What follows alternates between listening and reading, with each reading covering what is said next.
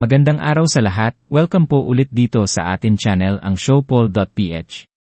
Punta tayo sa atin balita. Vice President Sara, kakasa sa hamong sumailalim sa hair follicle drug test. Agosto 16, 2024. Jason Robrico.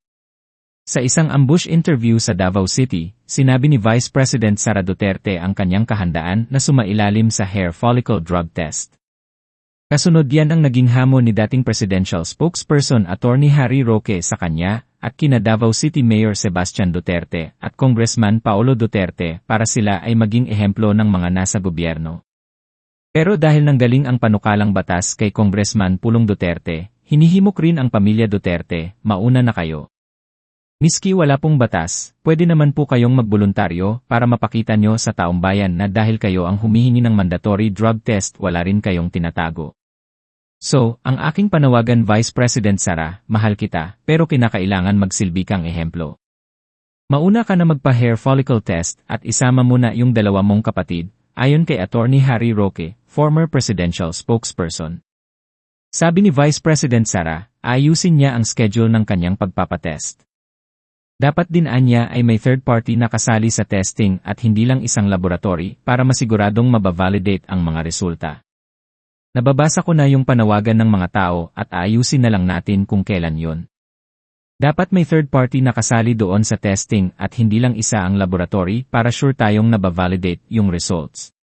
Gawin natin yung drug test, tugon ni Vice President Sara Duterte, Republic of the Philippines. Sa inilabas na statement ni Roque, nagpapasalamat siya sa mabilis na pagpayag ng pangalawang pangulo sa kanyang hamon na sumailalim sa hair follicle drug test. Anya, patunay ito na sinasabuhay ni Vice President Sara ang leadership yiri example at siya ay talagang nakikinig sa taumbayan. Vice President Sara, suportado ang panukalang mandatory random drug test sa mga kawani ng gobyerno. Sa inihaing panukala ni Congressman Pulong, nire-require ang lahat ng elected at appointed government officials, kasama ang presidente, na sumailalim sa mandatory random drug testing kada 6 na buwan.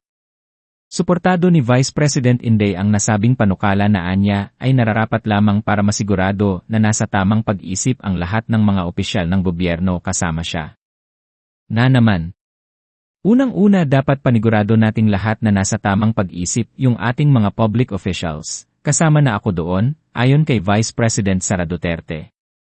Matatandaan na hinamon din ni dating Pangulong Rodrigo Roa Duterte si Pangulong Ferdinand Marcos Jr. na sumailalim sa hair follicle test para pasinungalingan ang ulat na siya ay isang adik.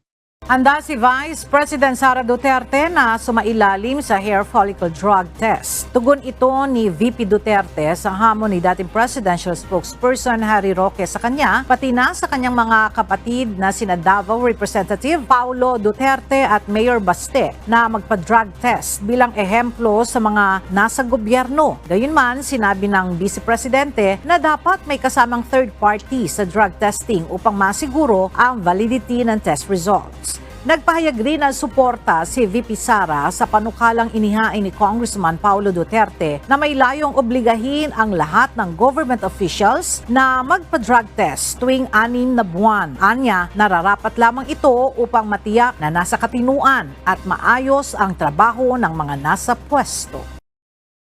At yan ang atin latest news update for today. Huwag kalimutan mag-subscribe. I-click ang notification bell for more news updates. Like and share the video. Maraming salamat sa lahat ng nag-subscribe, indeed. Magandang buhay sa lahat, adios!